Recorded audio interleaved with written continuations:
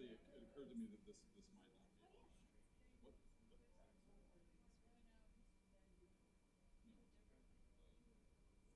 That's where this and then this. That's our mic interface. Off switch. Oh, what's your name? Some that's I remember. Yeah, I remember your name. That's good. The noise is good. There was like somebody when you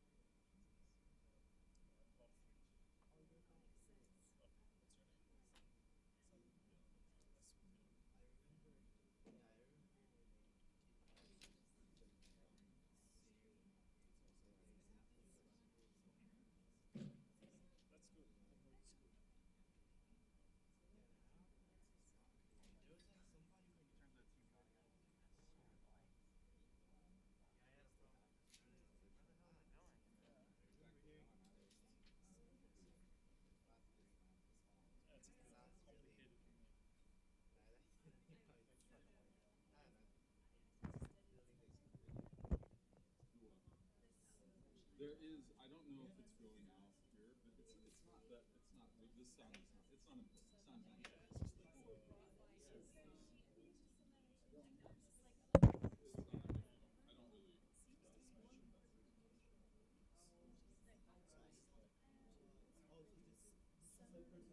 who does science and technology.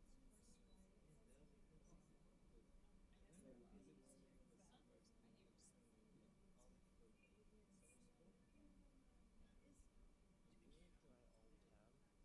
When physics was college for summer school. Do we need alt tab? Let's talk about the Oh, I see. I'll stand.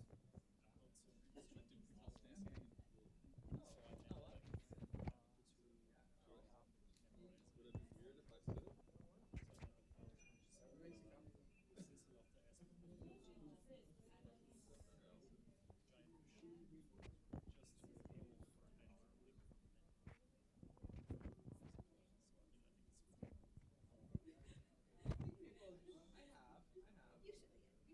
What I think is because where the software I'm gonna put it more more like to the tech. side. Okay. I recently noticed how Okay, cool, thank you. Agnes and then Okay. everyone's like, yeah, I'd rather do very powerful, very Agnes. You're gonna be ready for TED after this. I had to do that throughout my high school matchmaking, and I had You wanna hide it? teachers. No. Well, you can. Yeah, just test it. Yes, probably. Maybe should I just move it on the other side?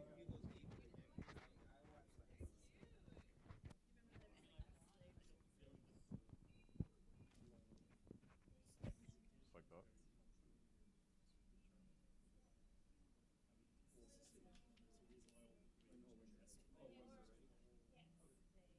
Is this for me? Thanks.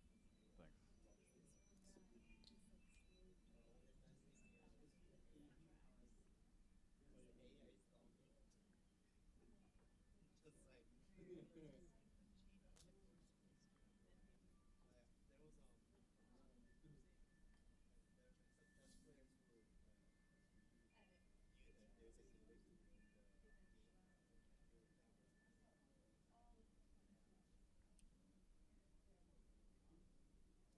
there's players who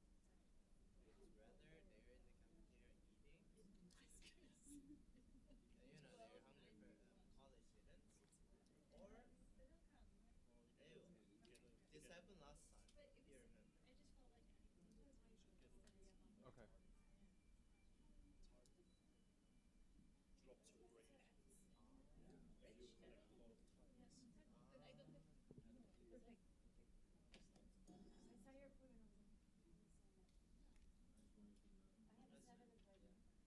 I had a 7 in budget.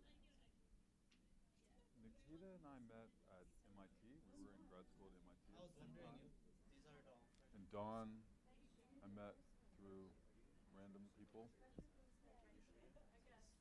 Just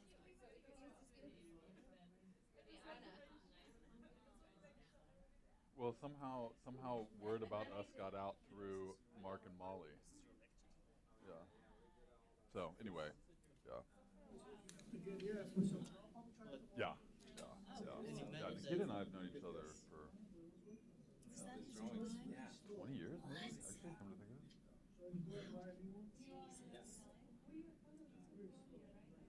Yeah, I got my PhD at Columbia, and then I moved here to go to Caltech, or to work at Caltech. Yeah. 16? But Nikita had already been living here. Change the Yeah. Swimmer is better than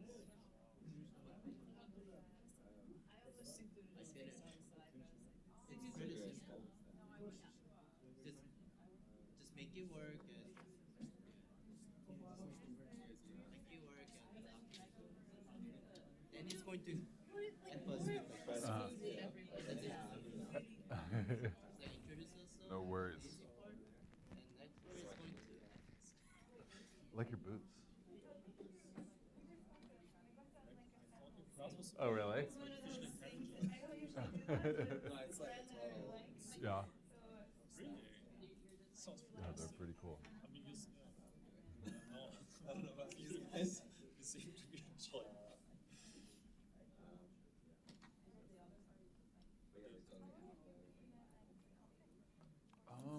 I started working there in 2011. On the slides. I do travel a lot. Yeah.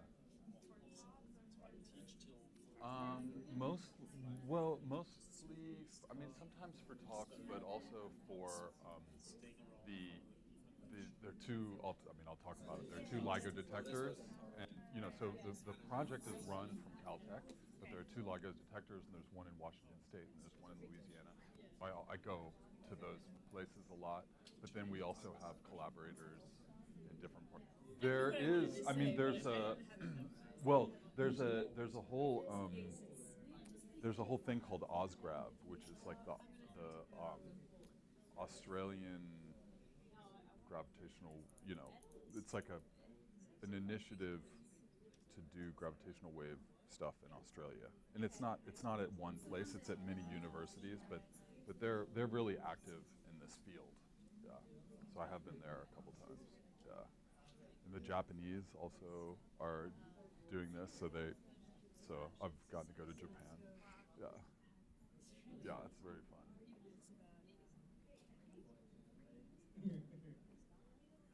Okay, sure, no worries. I don't know.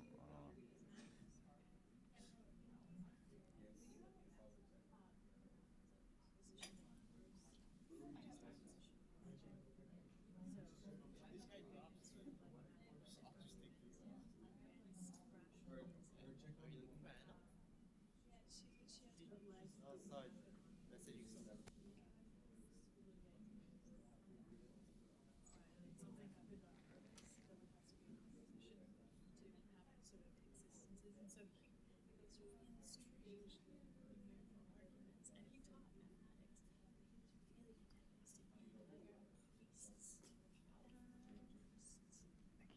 Hi everyone. 16 by 9. It is? Yeah. Welcome So did you do 16 by 9?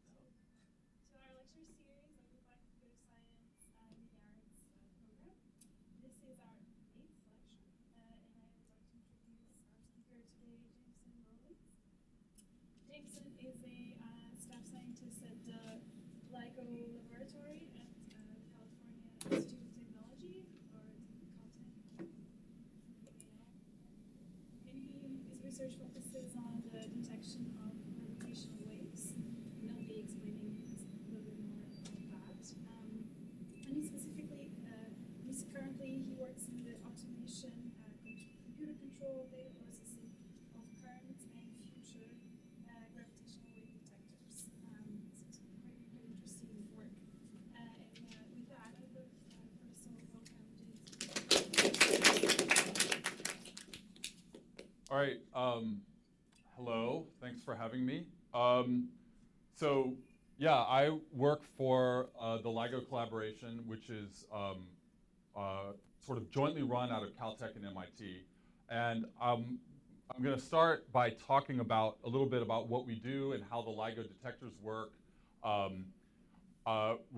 Just what's been playing is some computer simulations of black holes colliding with each other, which are our primary sources. So these are all simulations of gravitational wave detection events that we've had so far. So these are the two black holes orbiting around each other, and this is the signal they emit that we detect with our detectors.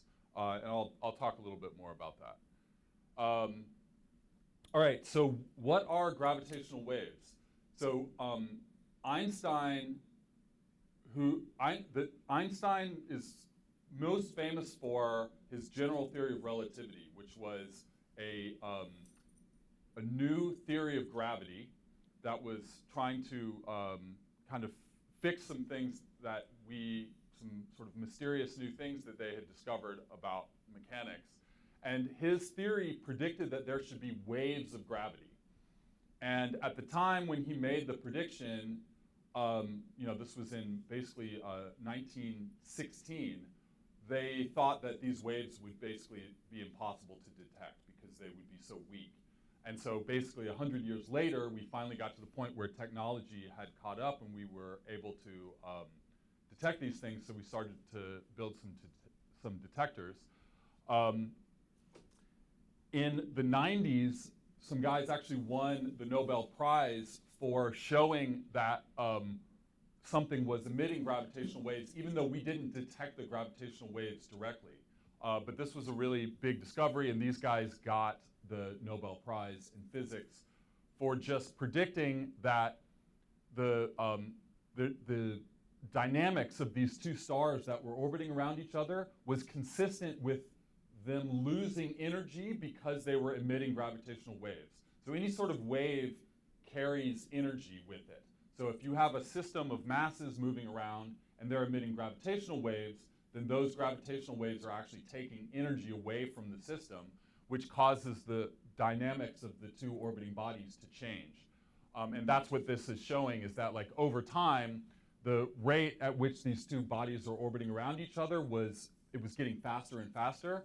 And the dots are the observations, and the line is the prediction from Einstein's general theory of relativity, and you can see that they match really closely. So this is kind of the first observational evidence that gravitational waves were a real thing.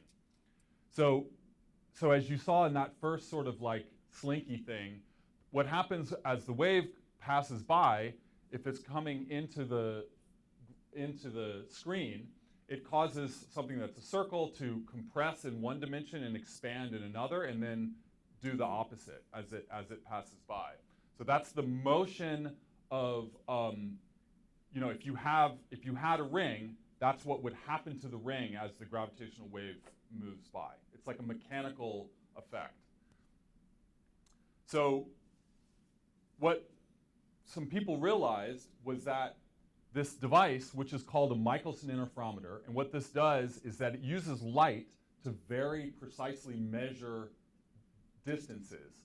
So you have a laser beam, you split it at a beam splitter, the beam goes down two perpendicular arms, hits mirrors at the ends of those arms, and then comes back and is recombined at the beam splitter. And if these arms are exactly the same length, then no light goes to this exit port here. But if the lengths of the arms change a little bit, then a little bit of light will leak out. This is all due to interference of the light waves. And so you get a little bit of a signal at the output port. Yeah? Just asking, is this like similar with the ether experiment that happened? It is very similar. Yeah, you're probably talking about the Michelson-Morley experiment. And yes, it's very similar principle, detection principle, or experimental principle. And in fact, that experiment is the one that led to Einstein coming up with the general theory of relativity. And so what he's referring to is an experiment that predated this one and predated Einstein's general theory of relativity, was an experiment that used the same kind of device as this to measure the speed of light in these two perpendicular directions. Because the thought was light must be traveling through some medium that permeates all of space, and that the Earth is traveling through this medium, so light must have a different speed in different directions relative to that, what they called the ether. But it turned out that it didn't, and so that was very peculiar. And then basically, after theorists thought about it for a while, it kind of culminated with Einstein's special theory of relativity and then his general theory of relativity that predicted the gravitational effects. So, but then you can imagine if you have this device and you put these mirrors on this ring, then when the gravitational wave comes by, it stretches and compresses the ring. Then it'll make these mirrors move, which will make this effect of the, sorry this is a little bit jerky, but it make the light leak out. And so you can basically use a laser Michelson interferometer like this to measure potentially the effect of gravitational wave passing through. The trick, though, is that the effect is very small. Gravitational waves cause things to move only by a very, very, very tiny amount. And so it's very hard to detect. So eventually, in order to see this very small effect, we had to make these very large instruments that basically amplify the effect of the gravitational wave. So that's where LIGO comes from. It stands for Laser Interferometer Gravitational Wave Observatory. And there are two of them. There's one in Washington State. This is eastern Washington, which is a desert. And then this is in the swamps of Louisiana. But the detectors are identical. And they both, once we got them working, we basically just leave them there, let them sit and record. We just record the signal of, the mirrors moving. And then we have, supercomputers essentially that are crunching all the data coming out of them and looking for a coincident signal between these two detectors. This is what it looks like inside this central building here. This is what it looks like inside there. So the whole thing is inside of a vacuum system because we have to shield that Michelson interferometer from any external effects. We have to shield it from the ground moving. We have to shield it from any air. Any air moving around could move the mirrors around, could look like a gravitational wave signal. So these tubes are where the laser beam is passing. So the laser starts over here.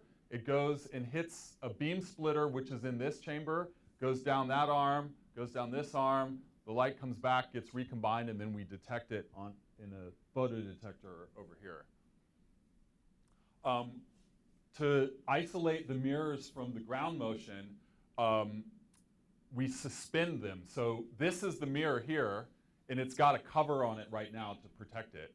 But it's on a whole chain. It's hanging by these tiny little glass fibers from this mirror, which is hanging from more masses up from the top here, which is a big seismic isolation platform. And the point of all of this is to isolate this mirror from any motion, any external motion. Here's another view from inside the vacuum system, and this is from at the end of one of the arms. So this is the mirror that's at the very end of one of the arms. And so this, looking down here, is looking the 2.5 miles. I guess I didn't mention that these arms are 2.5 miles long here.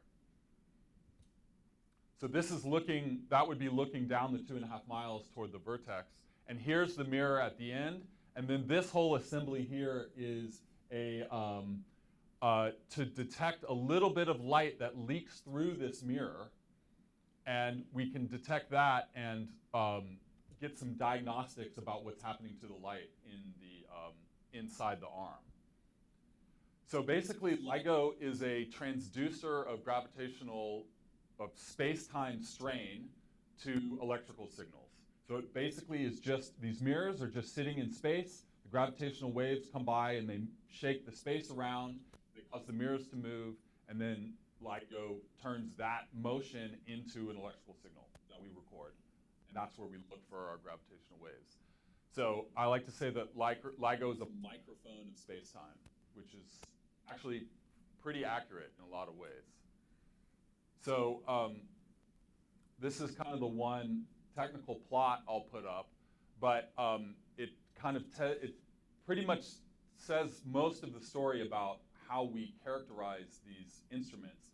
And so what we look at here is we look at this is the signal coming out of the detector transformed into the frequency domain. So this is a little bit like looking at a spectrogram of an audio signal. Like, you know, you have like a graphic equalizer, right? Where you have the bass signals and the treble signals. That's kind of the same thing here. So you have the lower frequencies here, which would be like the bass signals, and the higher frequencies up here, which are like the treble. And so this is literally the spectrum of the noise that we measure. So it's like if you put a microphone into an empty room, right, with no sound, and you turn up the gain of the microphone, where you're trying to turn up to see if you hear any small sounds, eventually you'll start to hear a hiss, right? That hiss is just the noise of the microphone itself or of the amplifier. And that's what we're listening to here. This is the noise of the actual LIGO detector, just of its inherent noise. And that's what limits our ability to detect the gravitational waves, is that we have to get the noise that's inherent in the detector lower than the amplitude of the signal that we're trying to detect. It's exactly the same with the microphone, right? If you want to hear the sound of a pin drop, you have to have the microphone, the noise in the microphone has to be less than the amplitude of the noise of the pin dropping, right? And so this is we look at the spectrum of the noise so we can try to figure out what's going on at all the different frequencies. And so this black curve here is the measurement of the noise in the LIGO detectors at the beginning of our third observing run. So we've had 3 observing runs so far. The one that we're in right now started in April. And so this was the spectrum of the noise at that time. So a couple of things that I think are interesting to point out. One is that look at the frequencies here. So 10 to the 1 is 10 hertz, 10 to the 2 is 100 hertz, and 10 to the 3 is 1,000 hertz. So what is your audio frequency band? What's the frequency with which you can, what's the frequency of sound waves that we can hear? 20 to 20,000. Excuse me? 20 to 20,000 hertz. Right. So 20 hertz is here, right? 20,000 hertz is higher here. But the point is that all of the signals that we're looking for are in the audio band. So you can actually listen. I can pull up a sound of it later, but I forgot to put it in my talk. But there, you can just listen to the sound that LIGO records directly. We can plug the output of LIGO directly into a speaker and just listen to the sound. And this just kind of sounds like white noise with a little bit of some like high-pitched ringing in it.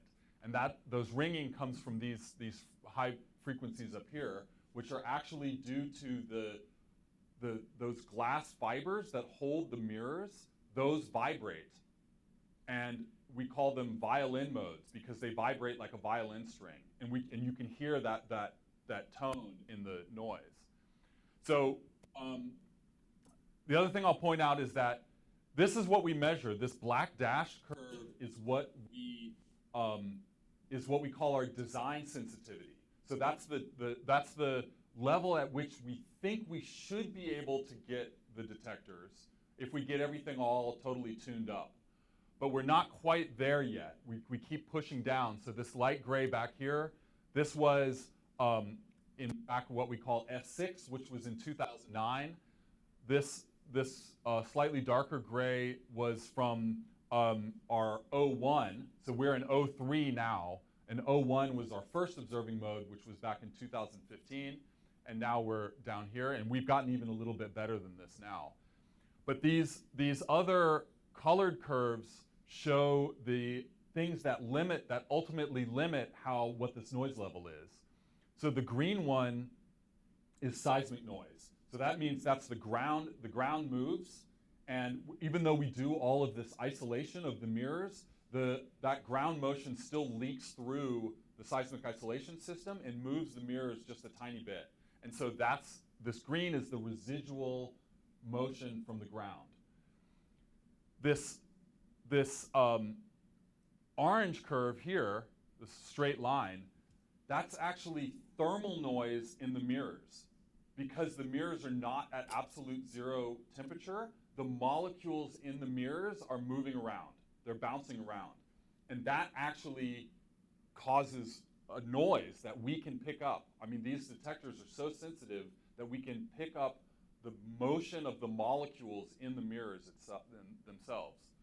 And then this blue curve is what we call quantum noise. And again, we're so sensitive, we can actually pick up the quantum mechanical nature of light itself. So rather, you probably heard that light is both a particle and a wave. If you've heard of photons. So photons are the particles of light. And if you have a lot of light, you usually don't recognize that it's a quantum mechanical thing. But if you're very, very sensitive, you can pick up the individual photons. And so, for instance, down in these frequencies, the individual photons hit the mirrors at slightly different times. So they kind of like rain on the mirrors, which causes the mirrors to jiggle, just due to the random arrival time of the photons hitting the mirrors. And that actually causes motion of the mirrors, which is a noise. For us, is a noise. And then there's a similar effect at higher frequencies where the light hitting the detector has that same sort of rain effect. And so we have a slight uncertainty in when the light arrives at the detector, and that causes noise at these high frequencies. So we basically, all we're doing, the scientists that are building these detectors are basically just trying to figure out how to measure all of these technical noises and make them go away to get down to these, what we call the fundamental noises in the detectors. So the last thing I want to point out is that this what we're measuring over here, this is called strain. This is like the ultimate amount that the gravitational wave is bending the space. Over on this side is the same, it's the same axis, but this is in meters. So this is how much the mirrors are moving in meters, okay? So at this frequency, at 100 hertz, the mirrors are moving by 2 times 10 to the minus 20 meters. So what is a millimeter is, how many meters is a millimeter? It's 1,000.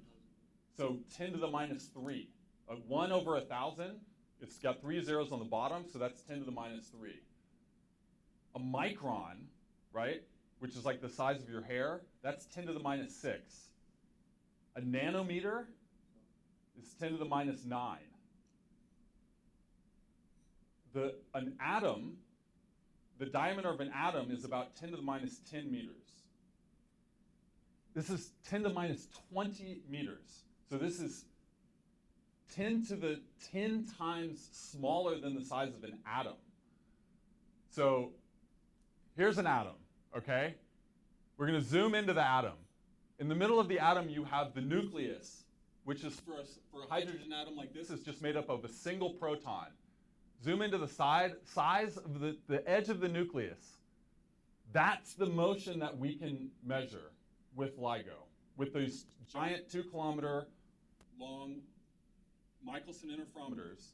We can measure the mirrors moving by a fraction of the diameter of the proton. I'll let that sink in. I've given this talk, I've worked on LIGO for a long time, and every time I talk about it, it blows my mind that we can do this. It's a really, really, really small number. I mean, that's why we're measuring, just the motion of the molecules in the mirror. We can detect the individual photons, because this thing is so sensitive, we can measure these tiny, tiny, tiny ripple, these tiny motion. And that's necessary because the gravitational waves are that small. So we had to make this whole thing this sensitive because that's the only way to detect these gravitational waves. So we started our first science run for what I guess I should say it's for Advanced LIGO. We had an earlier incarnation of the instruments, which we improved, and we started detecting again in September 2015. And then on September 14th, when we were getting ready to run, and we were like doing what we're calling an engineering run, where we would basically try to fix things and let it sit for a while and then go back in and fix things. We're trying to get ready to just operate hands off for like 6 months. So during that time, we actually heard a really loud signal. So this was before we'd even turned it on really for the first time. We were just kind of getting ready. And we detected this signal. So if you kind of like you don't have to actually, this signal was so loud, it really surprised us how loud we had been preparing for these signals. We had made all this very fancy data analysis stuff to try to like sift through all of this noise to find this signal buried in the noise. And this signal was very loud. And if you just do some very simple filtering of the signal to get rid of some of the high and low frequency noise, you can actually see the signal in the noise, which is what is here.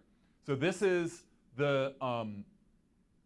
what we actually measured in the Washington and the Louisiana detectors. And this is a numerical simulation of what two black holes colliding together with very particular mass. It's a numerical simulation of the signal that they would make, right? And then you can see what we did here is we just took this signal, literally just subtracted this signal away from it. This is just like very simple math. Take this signal, subtract this one, and then you're just left with noise, right? Just random noise. This is not how we do the detection, but it's basically an illustration to show that what we detected here exactly corresponds to this numerical simulation we had made about the sound that two black holes would make if they collided together. And so this is what that signal looks like in the time and in the frequency space. So you can see that as time goes on, it starts at like 30 hertz at this like low rumble, and then by the time it gets loud here, it's up at like, almost 500 hertz, and it sounds like whoop. And I can play some songs later if you want, but basically, this was a really big deal, and this was the first ever detection of these gravitational waves, and it was a really big deal. We were all very happy. So I'll just point out really quickly, the way that we actually do the data analysis, the way that we look for these signals, there's a lot of ways that we do it, but we do these numerical simulations to create these waveforms about what the signals that we think we would detect would sound like. And then we just literally look for these signals in the data. So we do numerical simulations, create these waveforms for a lot of different types of black holes colliding together. And then on supercomputers, we basically just take these waveforms and run it along the data and see if we have a match. We just do that over and over and over and over again. And we do it all the time. We're doing it right now, and we do it in real time. So this is another simulation of that same event. So these are two black holes as they would appear in front of like a star field, basically just like the Milky Way. And so what you're seeing here is this is all the warping of space-time around the black holes, because the black holes warps are really dense, and so they warp the space-time around them, and then they cause the light that would be coming from behind them to be bent. And so that's all of this warping you're seeing. If you take these black holes away, then you would just see a static star field. But because their black holes are moving around each other, they're causing all this crazy warping and bending of the light, which causes all this distortion. And then, they eventually coalesce together, and that's when they emit all of these waves that we can detect. So we kept observing. We heard a couple more. We took the machines down. We did some more improvements on them. We fixed them up. We made them a little bit more sensitive. And then in August 17th of 2017, so this was like 2 years later, we detected another event which was different than the previous ones. It was a lot longer.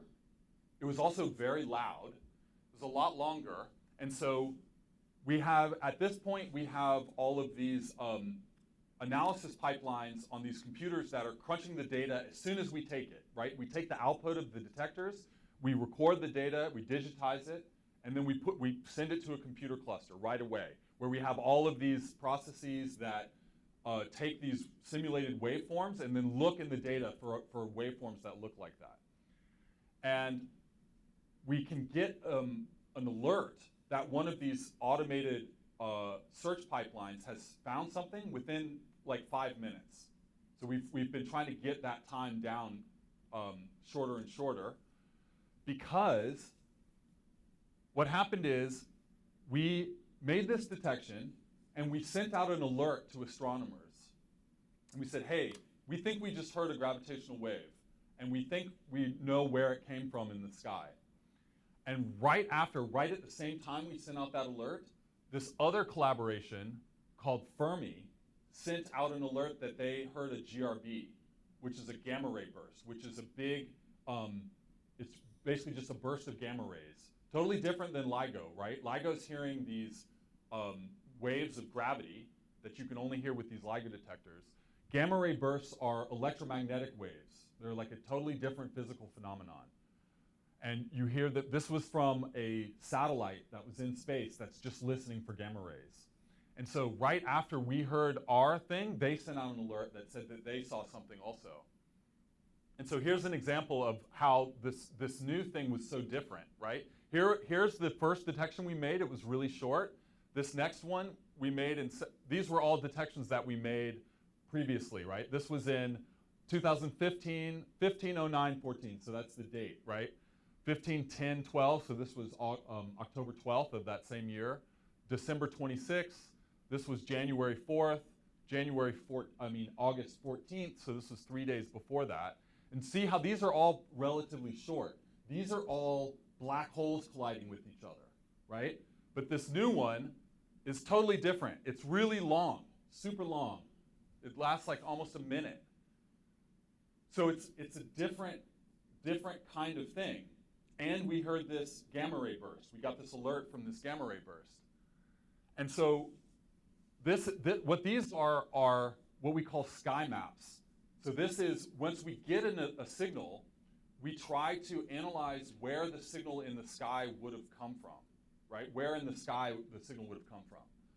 And so for the black holes, those were all detected just with the LIGO detectors. So they make these big sky maps where it's really hard to tell where it came from. But by the time we got to August of 2017, the European collaboration had come online. And they have a similar detector, which is in Italy. And you can see that once they're online, these sky maps are much smaller. And so it's basically, again, to make the analogy to sound and microphones, right? If you have one ear, for instance, you can sort of tell where a sound is coming from. But it's much easier if you have 2 ears. You can start to localize where the sound is better. And if you have more ears, you can start to pinpoint very precisely where the sound is coming from. And that's the same thing here. We had 2 LIGO detectors, which we can sort of tell, but it's still kind of vague. But when the third one in Italy came online, then all of a sudden we can start to pinpoint much more precisely where the sounds are coming from. And so this was the first one with them, and then this little one is that 170817. And then I thought I had, oh yeah, here. And so then this is what happened is these were the 3 detectors, LIGO, the 2 LIGO detectors, and Virgo is the European one. We made these detections, we sent out alerts. Everybody got really excited because that meant that the astronomers may be able to point telescopes at that point in the sky and see something. Because we knew that what these were neutron stars colliding together instead of black holes. And neutron stars are made of exotic matter, but it's still, black holes are literally like holes in space. Light cannot escape them. Nothing can come out. So if 2 black holes collide together, they don't make an explosion that you can see because light can't escape from them, right? But neutron stars are like really hyperdense stars but they haven't collapsed into a black hole yet. They're still made of matter that is sort of normal, relatively normal matter. And when they collide, they make a huge explosion. And we've predicted for a long time that two neutron stars colliding would cause gamma ray bursts and gravitational wave. And so when we saw those two things together, we were like, oh yeah, we've definitely heard two neutron stars colliding. And so basically every telescope on the whole planet started to point to this place in the sky. This was huge for astronomy. I mean, astronomers went apeshit about this. And so this is an example. So this is like a picture of the whole sky. And this is zooming in to where the event was. And I like this just because you get a sense of what it's like for modern astronomy nowadays, where like the sky is just so full of stars. And they can zoom in to this tiny, tiny, tiny, tiny fraction of the sky to localize. You know, they can just zoom in. I mean, they keep going, going, going. And eventually, it zooms into this galaxy, which is 40 million light years away. And then on the edge of the galaxy, there's a little tiny spot. And they saw that. And that caused astronomers to just lose it. It was like the biggest that little blip was like the biggest discovery in astronomy in 50 years. Because we had seen people have seen these gamma ray bursts, but never been able to take a picture of them with a telescope, right? You could only see them with these gamma ray detectors, but they don't really tell you where on the sky they came from. And because we had these new gravitational wave detectors, we were able to hear it and figure out where on the sky it came from, which allowed the telescopes to point at it and take a picture. And it was huge. So that was very, very cool. Right around this time, I should point out, the guys who founded LIGO got the Nobel Prize in physics for the detection of gravitational waves. So this was all happening very quickly in the last couple of years, all this very exciting stuff. So this was, as of the beginning of this third observing run, which we're in now, this was all the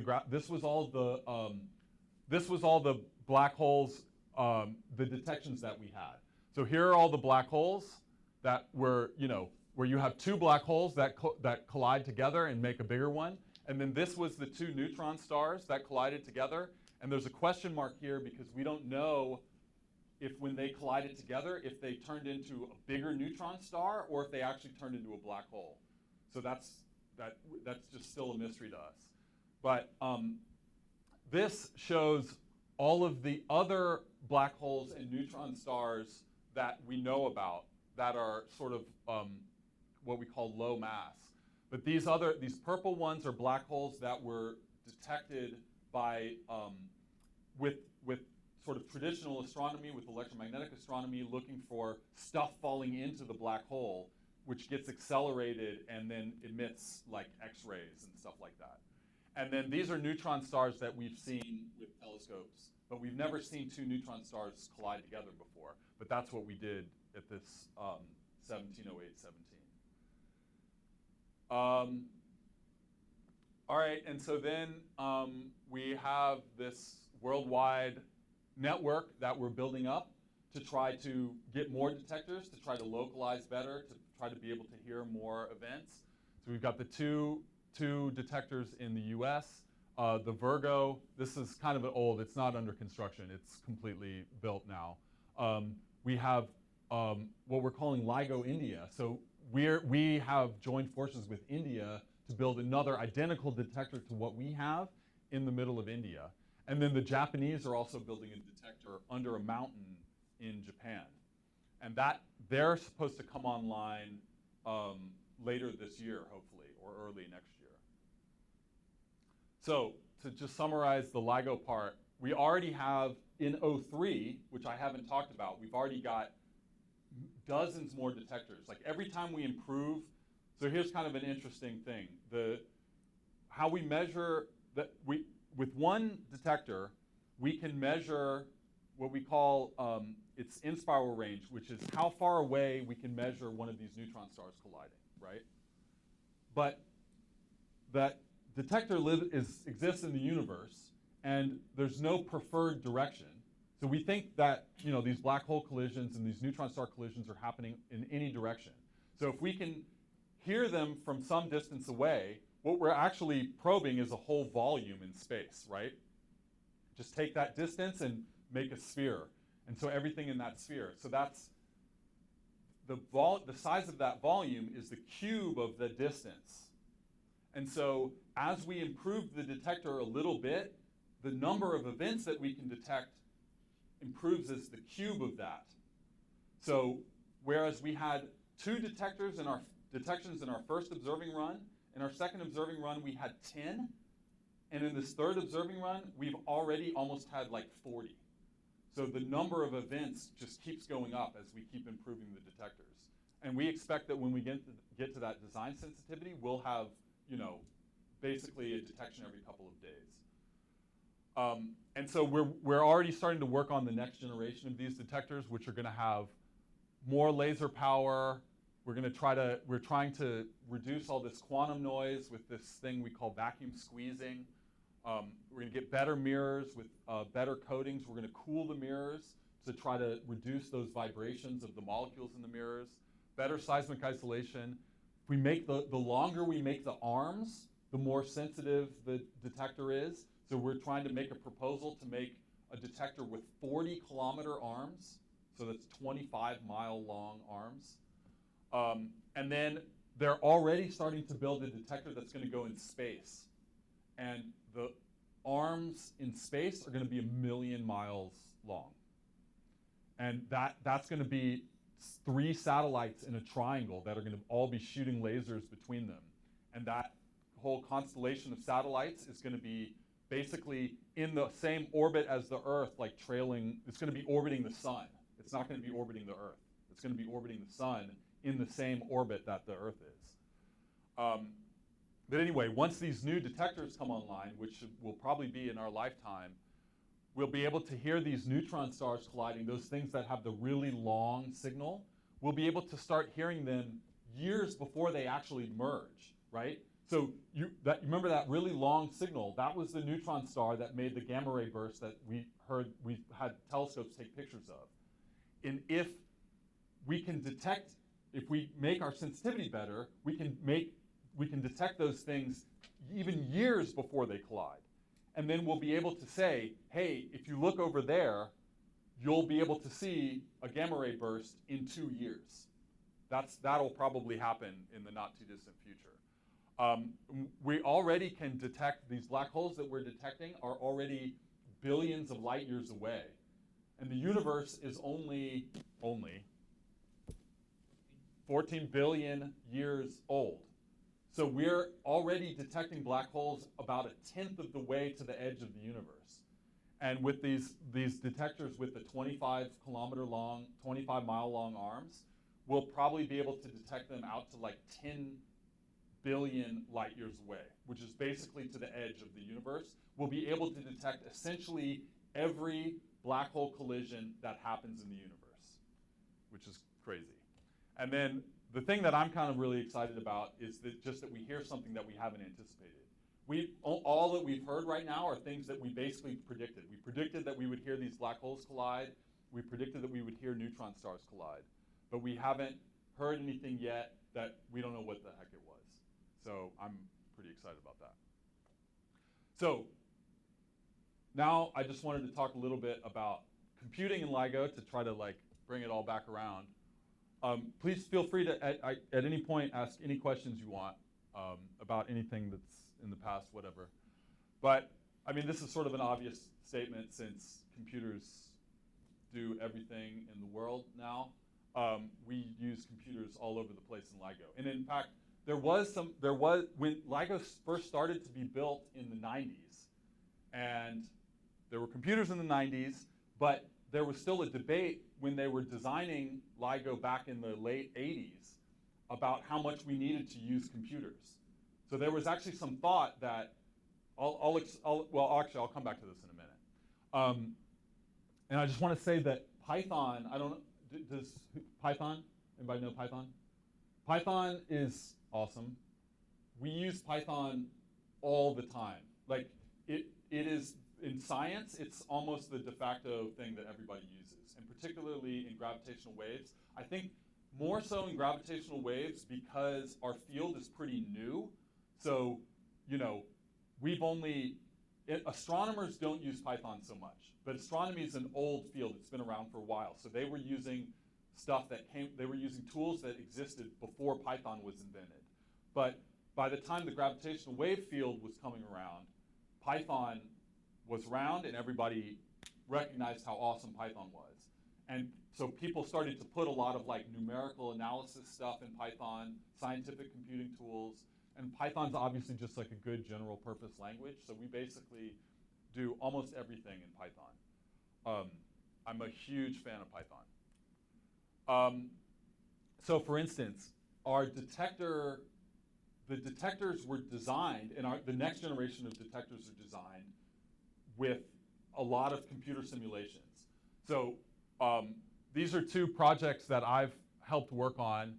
This one is called PyGwink. It's because it's the Python version of something called Gwink, which existed for MATLAB before, but it's the gravitational wave interferometer noise calculator. And so it's basically that plot I showed of the frequency spectrum of LIGO with those curves, like this is the quantum noise and the seismic noise and the thermal noise. This program has analytical functions for calculating those noise sources given your parameters in your detector. So what we do is we do a lot of simulations with this, or like optimizations, where we'll pick some parameters for the detector, like how massive are the mirrors, or what is the reflectivity of the mirrors, or how powerful the laser is. We'll run it through this program Gwink, which calculates what the noise level is. And then from that noise level, we'll calculate how sensitive we would be to gravitational wave signal, to like a binary to neutron stars colliding. And then we'll vary those parameters and see if that improves our ability to detect the neutron stars. And so that way we can use this kind of optimization to pick the parameters for the detector, like what's the best mass to use. That's a little bit of a silly example because we know we would actually like to use the biggest masses we can use. But for some other things, some other parameters, we have to tune them to find out what's the best value for the parameters. We use all sorts of CAD. As you can imagine, we have crazy mechanical CAD files for the whole vacuum system for all the mechanical components.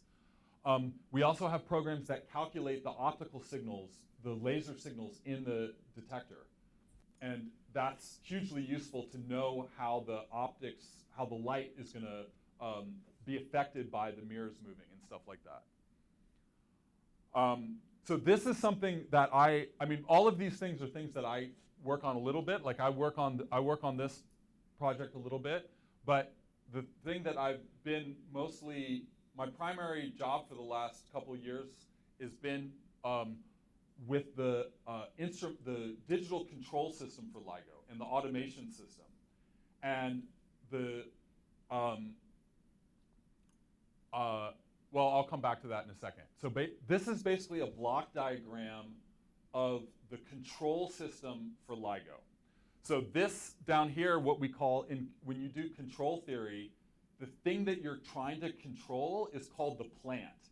And this comes from old, kind of like old school industrial applications where literally the thing that they were trying to control was like a chemical process in a manufacturing plant. So the thing you're trying to control is called the plant. And in our case, our plant is the interferometer. And it's the mirrors and the laser beams bouncing between the mirrors. So we're trying to control the mirrors to keep them all very quiet and aligned and that sort of thing. So what we do is we have all of these signals that sensors that detect what's going on, a lot of light sensors, a lot of like motion sensors for the seismic isolation system. We have what are called field racks where we have the analog to digital converters. So we take the electrical signals coming from those sensors and we digitize them. And we feed those into computers, and that's what we call the real-time control. And so what we have running on these computers is just computer programs that essentially just look at the data coming in, do a really fast calculation, and then calculate a signal going out that would be, for instance, how much to push on one of the mirrors. So you take the signal from the photodetector, and you know where the photodetector is and what light signals it's seeing. You then calculate, based on the signal that you're seeing, how much you should push on the mirror to like cancel that signal out. So that all happens with these real-time pieces of software that run on these computers, and that's all Linux. I can talk in depth about any of this as you want. Then what we have on the top of this is we have what's called a message passing. Have you guys heard about message passing? What's a good example of message passing? Like,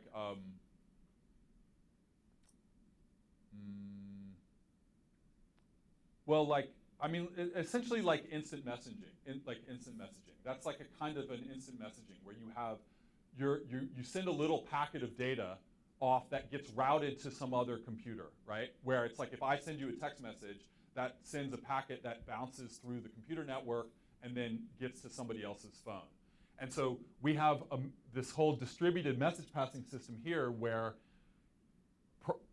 computer software that's running up in this level. All of this is computers that are basically in computer racks that are next to the instrument, and they can all talk to each other through this message passing system, so that they can look at the data that's going on in this real-time system and inspect it, and then send messages back to that real-time system to tell it to change its state somehow, right? Like change the gain of how much it's going to push on a mirror. And so then up here we have a whole bunch of computer processes that are all kind of distributed. They're all separate processes that all run. This low level, they all look at the signals that are in this real-time system, and they make decisions about how to feed back to change the real-time system. And then there's like a whole hierarchy of these things, so that up at the very top, basically the operator of the interferometer will tell this guy, hey, lock the interferometer, get it ready for gravitational wave detection. And then this guy will tell a whole bunch of guys below him to do stuff that'll trickle on down to telling this fast real-time system what kind of, how it should change itself to move the mirrors around to get ready for detection. And then this is just an example of this kind of state machine graph that we use to represent all of the states that each of these processes could be in. And so basically what's happening is that it's moving around in the state graph to sort of like, this is just a simplified representation of the mind of that computer process, essentially. So we use GUIs, graphical user interfaces, for drawing these block diagrams of what the real-time system does. And then we turn those drawings into real-time code. So we have what's called a real-time code generator that generates real-time computer code that runs on the Linux operating system. That's this low level here.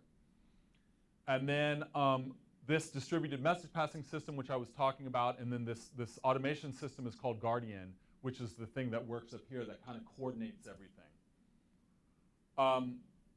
And so then we also have all of the scientists, basically at the detectors, the work that the scientists are doing are looking at what's going on in the digital control system to try to understand what's happening in the interferometer. And then they're trying to improve the automation system, and then also trying to figure out what is causing the noise in the instrument and how we can fix it. And so we have a bunch of GUI tools for doing that. So this is a shot of the control room at the detector in Louisiana. And you can see we just completely cover all of the walls with monitors and graphs. And this is the main one. And as you can see, this kind of looks like that plot I put in the middle of my presentation, the first half of my presentation, and that's because that's exactly what it is. This is exactly that same plot with the same frequency range of like 10 hertz down here and 1,000 hertz up here. It's literally the same plot. And you can see it's front and center because that's what we're looking at all the time to tell us how good the instrument is doing. It's basically how loud is the noise in the instrument right now. And then these are all just time series plots, like these here, telling us what's happening to like the power levels of the laser in different parts of the instrument, or like how much is the seismic isolation system moving around. And if you could see this wall over here, we have plots of the how much the ground is moving, of like, are there earthquakes and stuff like that? Because if there's an earthquake comes, it shakes everything, we can't detect. These are camera views of the laser spots in the detector. And so we can see the like laser beam flashing, and if the beam is changing shape, that's all giving us information about what's going on in the instrument. Here, this is actually that automation system I was talking about. So these are screens that are telling us what the automation system is doing. And then we have these computer terminals all over the place where scientists sit, and you can see this is full of all of this. This is kind of old school graphical user interface, but this GUI that he's looking at here is telling him what's going on in that real-time control system, that Linux real-time control system. So he's basically got these GUIs where he's got buttons where you can push and change what's happening in that real-time system, and little dial indicators and stuff that'll tell it, like, you know, it's like a digital indicator of like what's the power level of a laser or something like that. And then we have all sorts of tools that do data analysis. So we can take the signal coming off of the instrument and like transform it into, you know, this plot is actually updating in real time. You know, if you were to look at a video of this, like this purple curve would probably be like moving up and down. And so we have all of these things. And then these guys almost always have some sort of interactive computing environment open. So either like MATLAB or Python. Has anybody used IPython? Interactive Python or Python notebooks. These are basically ways that they're interactive Python terminals where you can type in Python commands, or MATLAB has this very similar thing, where you can type in commands to you know, basically get data, plot it, change the plots, that sort of thing. And so that's pretty much what they're doing all the time, is looking at all of these signals to try to see what's going on in the instrument. And then, you know, finally, the actual data analysis process is a whole huge computing thing. We have big computer clusters that are at each of the two sites, and we have a really big cluster that's at Caltech. And so we get those clusters, particularly the one at Caltech, gets the data from all of the instruments, from the 2 LIGO detectors and from the detector in Europe, and soon to be the detector in Japan, brings them all to this computer cluster where those analysis programs that I was talking about earlier that look at those simulated waveforms and try to find those signals, they're running on big computer clusters with like 1,000 computer nodes. And you can actually, we actually can just log into these computer clusters and run these like interactive terminals to do like little analysis things, but most of it's all running automated now. So people write the computer code to do this analysis, to like read in one of these numerical simulations, compare it to data that we just took from the instrument, and then see how well they match. That's all been automated now. So we have, you know, just all of these processes just run automated, and we just watch the results come out. And then, yeah, like I said, we do these numerical simulations. So these numerical simulations are also done on big computer clusters. These numerical simulations are much more sophisticated computer programs than our searches are, actually. Our searches are actually fairly simple, right? Because all you need to, I mean, it's more complicated in practice, but really all that it's doing is you have a computer program that's running, that's reading the data that just came off of the instrument, it's reading the numerical simulated data, and it's doing a comparison. And it's saying, is there a signal there, yes or no? If not, move on to the next thing.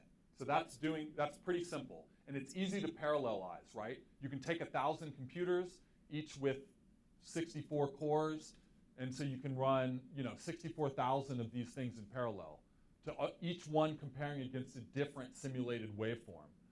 But to actually calculate what these waveforms are, they're doing full numerical simulations of Einstein's equations for black holes. So they're taking a black hole and solving Einstein's equation to figure out how much the space-time would be bending. And that's actually, those equations are really hard to solve. You can't just like do it math and paper and write down a solution. You actually, they're so complicated, you have to do this numerical simulation where you basically, simulate the black holes colliding and then see what the output is. So that's a big thing. And then machine learning is, we're physicists, we're not computer scientists, so tend to be kind of behind the curve on all of these things. So we're definitely doing a lot of machine learning stuff, but I wouldn't say we were on the forefront of machine learning. And so we don't actually use that much machine learning in our day-to-day operation right now, but that's changing rapidly because we're all starting to learn all of these algorithms and starting to learn what they can do and realizing the ways that we can improve our analysis, the ways that we can, we haven't done any machine learning, we haven't done any sort of like AI for the control of the instruments yet, because that's very complicated. And we only have, these instruments are big and expensive, and we don't have very many of them, right? We've only got 2. The thing that like, for Google to train something to like recognize a picture of a cat, they can give a supercomputer a bazillion pictures of cats and tell it to learn how to do that. So in order for us to do something similar, to like tell a computer how to detect gravitational waves with our instrument, we either have to have basically a perfect simulation of our instrument, which we don't have, because that is as time-consuming as making the actual instrument, really, or we would have to have extra of these instruments. And this is, this is why we don't have automated cars yet, because it's much easier. We will have them sooner than we will have machine learning finding gravitational waves. But they still have to have either a full simulation of a car, or they have to actually go drive a car around. And with a simulation, you can do it a lot faster, right? Like the reason, like AlphaGo can learn how to play Go because it's not limited by playing somebody in real time. They can train it on playing itself, sped up as fast as they can make it go. But we can't do that here. And with a real car, you can't like just speed up time and like see how it's going to do and do it over and over again a bazillion times. So it's actually, practically speaking, machine learning is really useful in some domains where you can do things really fast, where you can do simulations really fast. But if you can't do a simulation fast, then machine learning is not really going to help you that much. And that's what we're kind of struggling with. So, but we're still using it for a lot of other stuff. And then here's some links to stuff. So this is our main website. This is the LIGO Open Science Center, where you can go here and get actually on the web one of these interactive Python sessions, just like what the scientists use in the control room, where you can make plots of the actual data from LIGO detectors. You can take those simulated signals and sort of like pretend like you're doing a search. You can basically get demos of the algorithms we use for the searches at this site. This is the database where we store all of our events. So you can go there right now and see a list of all of the events that we have released publicly, that we have had public alerts about in our 3rd science run that we haven't even published. We haven't published them yet, but you can see our public alerts about them. And then this is all of the simulations of those black holes, the simulation of the black holes that I showed earlier, that was made by this collaboration called Simulating Extreme Spacetimes. And they do those numerical simulations that I was talking about and make really cool graphics from those.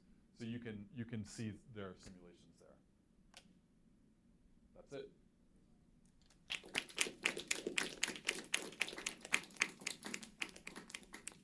Questions? Yes.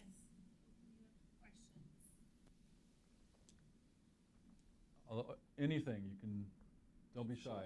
Yeah. Questions. I mean, just to understand,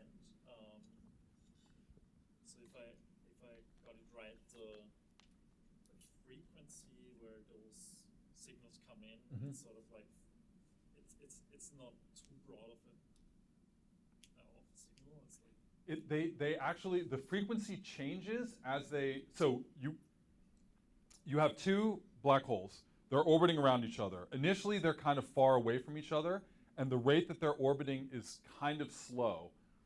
So those signal, they're still emitting gravitational waves. Anything that's like when you have two masses orbiting around each other, that's something that emits gravitational waves. And so initially, the gravitational wave signals are weak and they're at low frequency. So they'd be at like sub-hertz frequencies. As they emit gravitational waves, that's taking energy away from the system, which causes their orbit to actually decrease, so they get closer together, and they start orbiting faster, emitting more gravitational waves, which feeds back. It causes the process to kind of like run away. And so then the frequency gets higher and higher and higher, and then at the last minute they have that chirp where it gets whoop, and then they emit like a big burst at the end. I mean, this part I think I understood a bit, but I'm curious, like what makes a search so sort of like computationally expensive?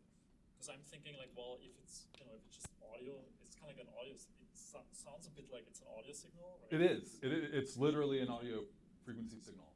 But it's that if you don't, the way that we're doing the search, this sort of optimal search, is you take, it assumes that we know exactly what we're trying to hear, right?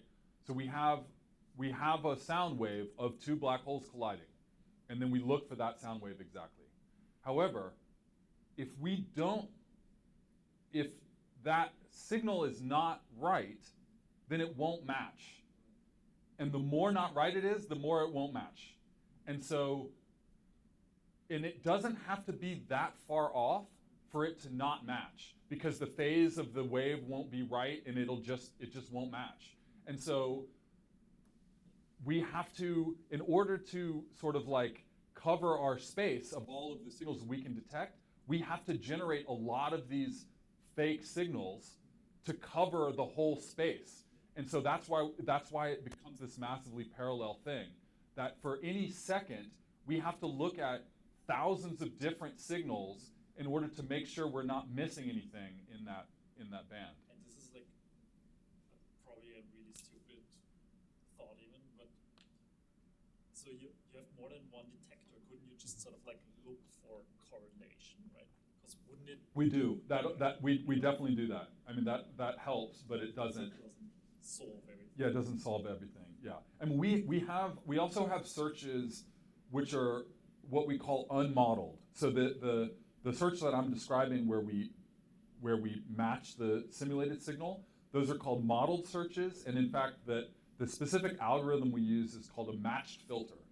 And that just means you make a filter that's based on the signal. It's a filter that just looks exactly like the signal that you're trying to detect. And then you just filter your data with that signal. And then the output is low if the signal's not there, and then high if it's there. And that's the sort of optimal way to do it. But then we also want to detect things that we don't know what they sound like. So we do what are called unmodeled searches. And in those searches, those are less computationally intensive because we just break the data up into time frequency chunks and look for excess power. And those ones, we do get a lot of benefit for doing the correlated data. So we get the data and we basically, this is the computationally intensive part where in order to do the correlation right, we have to pick a point on the sky, because that'll cause, if the signal's coming from over there, then the signals will hit the detectors slightly differently than if the signal's coming from over there. And so that we have to shift the signals relative to each other. So we have to, in that case, we have to basically do this like marginalization over the whole sky. So it's still kind of computationally intensive to do that, but anyway, yeah. Yes?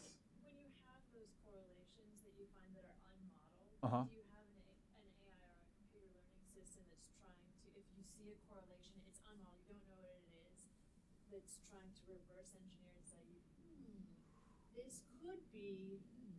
Yes and no, because we've been really focused. So what you're describing, we call parameter estimation. So parameter estimation is, we heard something in the data at this time, and we know that there's something there because the data matched this particular filter that we made. But then that filter is still not perfect, right? So that tells us, because we know what went into the simulation to make that filter, we have a pretty good idea about what the signal was, like roughly what the black hole masses were. But it's not exact, because the black holes could be spinning, and they could be, at different angles relative to each other, and all of these, slightly different masses. And so we do what's called parameter estimation to try to really nail down what the parameters of the source were. And that process is kind of like what you're describing. And so we have to really, we basically just run the same kind of search in more refined way to try to lock down what those parameters are. Does that answer your question? Yeah, well, I was just wondering, like you were saying, you're not using computer learning that much in the Oh, system. yeah. And I was just thinking that, like, some system that was able to analyze an anomaly like that. Oh yeah, you were asking about the unmodeled searches. Unmodeled searches. Yes. And So we don't. It would be like, and start to guesstimate based off of. So we don't know how we would.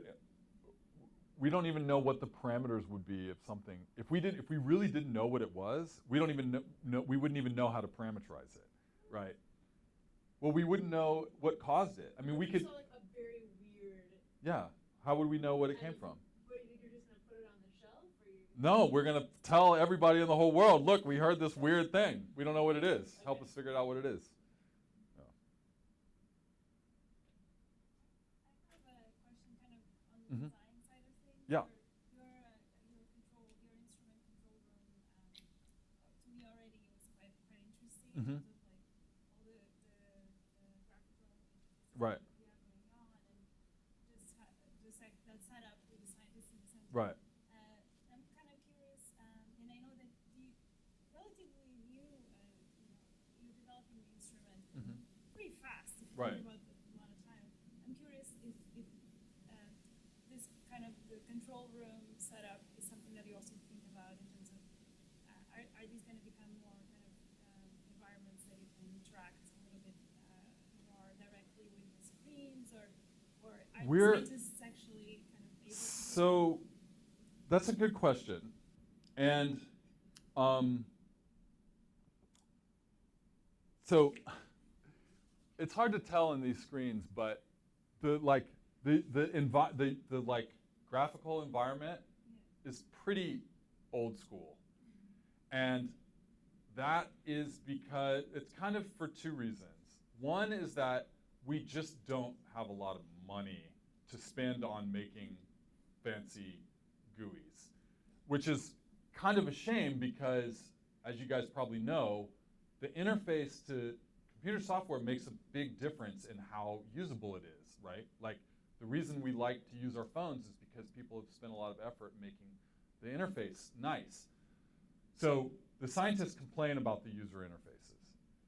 But the scientists are also very particular about things. Like, they want to see the data correct, like the data being correct way outweighs anything else. They'll put up with really crappy looking stuff as long as the data is correct. And so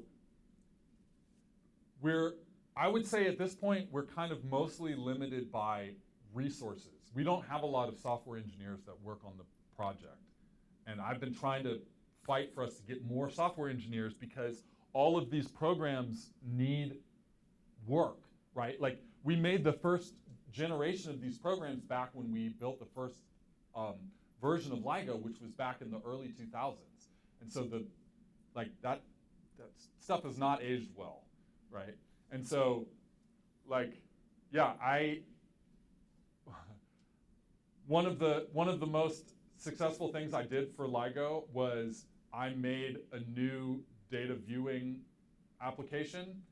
It wasn't even that fancy, but it allowed for mouse gestures. So you could it's just for plotting time series data, but it allowed you with the mouse to zoom out and kind of do what you would kind of think you could do with your looking at data on your phone, zoom in and out and stuff like that. Everybody's head exploded when I did that because they've been using such crappy software for so long. It was really cool. It was very gratifying that it just took a little bit of work to make people very excited about some new software. And it didn't even change, it wasn't even, it was revolutionary for us, but it was not, it wasn't like some really new fancy plotting package that I used to do that. But yeah, so we definitely need help. The problem is that we have limited resources, and we're usually defaulting to spending them on trying to make the instrument better rather than make the computer environments better. But the scientists complain about the computer environments a lot, so we have to address it.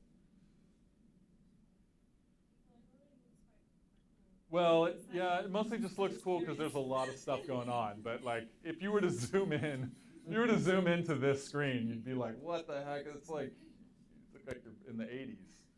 It's really old school. Yeah. What's the time estimate for each of them to be built around? How long did it take to build it? Each located. So LIGO started to be built, they broke ground in the late 90s. And then we did our first science run in early 2000s, so 2001 or 2. Maybe we broke ground earlier than that. We broke ground in the mid-90s, 94, 95 or something like that.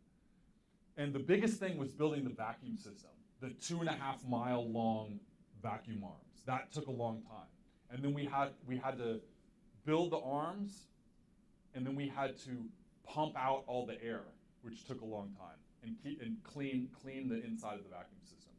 And that's actually the most expensive part of LIGO is the vacuum system. It costs $200 million.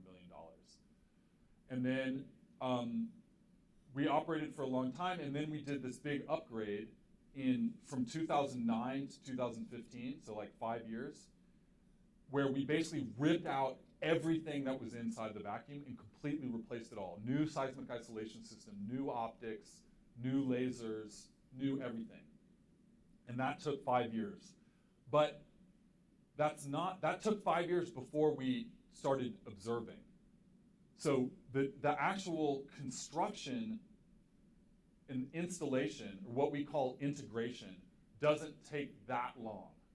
But what does take a long time is getting the noise level down. Because when we get it all together and we turn it on, and first of all, it doesn't lock. What lock is what we call the state, getting to the state where it's sensitive to gravitational waves. So just getting it to lock took a long time. And then it's really noisy. And then we spent years, literally years, trying to get the noise level down to the level that we could, just to match the level that we had before, and then get it below that to the new low level that we thought, where we could hear gravitational waves. So it depends on what you're talking about, in the actual construction doesn't take that long compared to actually getting the sensitivity, which is we're still essentially working on that, where we'll stop observing, go in, try to tune up, find more things that are causing noise, and get rid of them. With regards to kind of lowering the noise floor, is this mainly then a thing of like tweaking this real time? No, Supervising things, no. or is it It's things like the there's noise in the electronics. So we go into the what we call the field racks where the sensors come out and go into electronics, and then those get digitized. Those are like it's sensors, amplifiers, and filters digitization essentially, and then the inverse of that for the actuation chain. And so a lot of it is like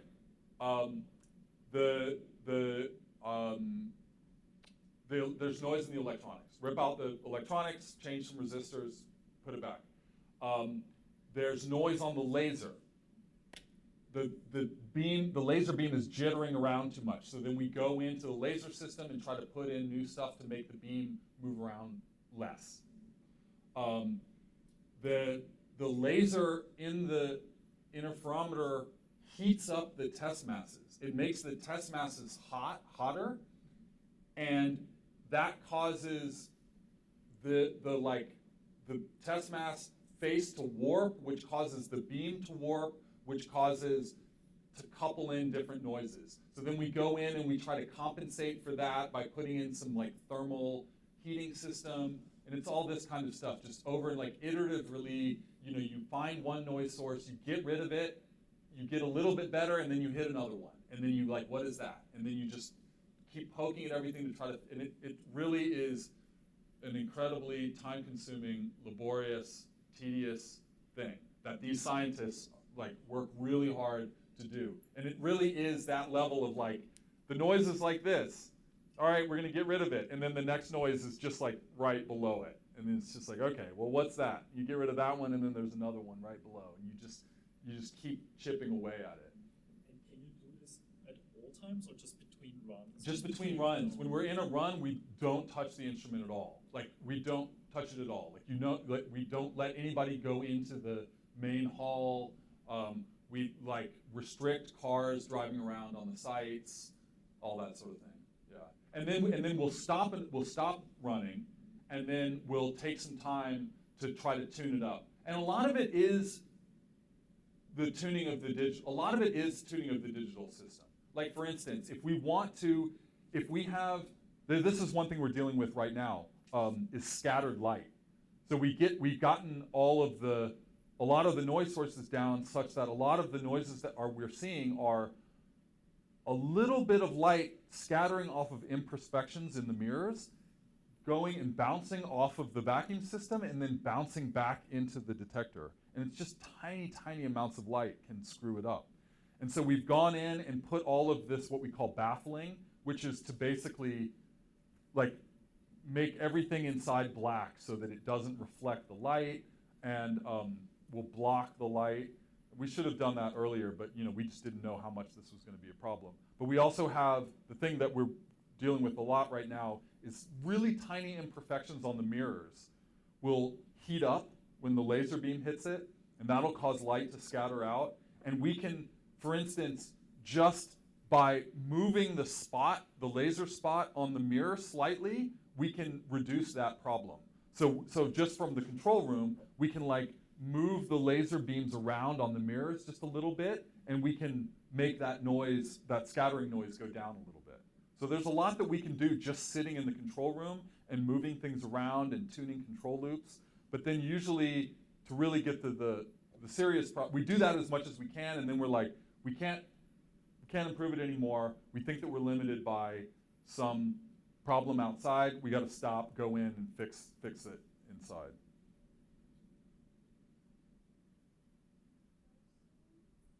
Yeah. Oh, sorry. Does location matter? The relative location matters. Like, why did you pick those certain locations? So, first of all, they were, we wanted them to be really far apart. We want the detectors to be as far apart as possible. For LIGO, we actually wanted them to be relatively the same orientation in space because we want them to have similar sensitivity, because we were really worried initially just about detecting gravitational waves at all. So we want the same signal to show up in both detectors. We don't want one to hear it and the other one to not, because that was how we were sure that we had a detection, because we heard the same thing in both. We want them to be far away from cities. We want them. It's, I mean, yeah, we would like to, but we need help from the local population. It's expensive, it's easy for us to build one in our own country. If we want to build it in another country like we're trying to do with India, we have to work with the Indian government. It's been super slow. The Indian one is really delayed because just all the bureaucratic stuff about getting it built over there. And they're building it in the middle of India, in the middle of nowhere, but India population is so big that there's already population encroaching on that site. And they've got to deal with other things, they have to build a whole wall around the whole facility because they're worried about things that we're not so worried about in the US.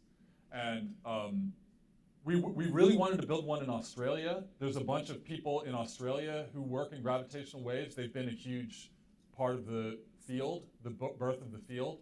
And they fought really hard to get money from the Australian government to build one in Australia.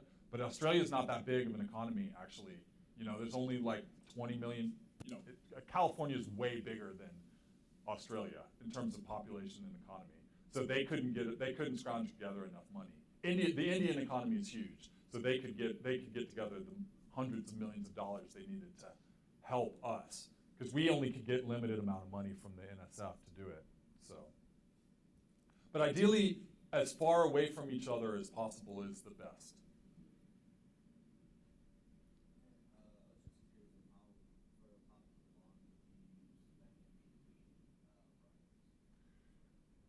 So it's kind of settled into year on, year off, because we try to save up.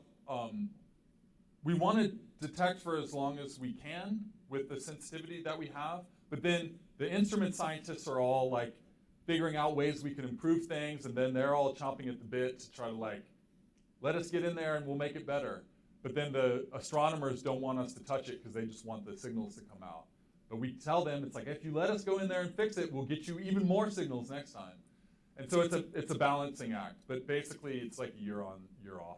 But then we have breaks. So actually, both of the detectors are offline right now because we just went in and tried to put in more of that baffling to fix the stray light scattering. And then they're tuning them up right now to try to turn them on again at the end of this week. So that was just a 1 month long break in the middle of this year-long run. Did you have a question? Oh, okay. Thank you so much, Jameson. Thank you.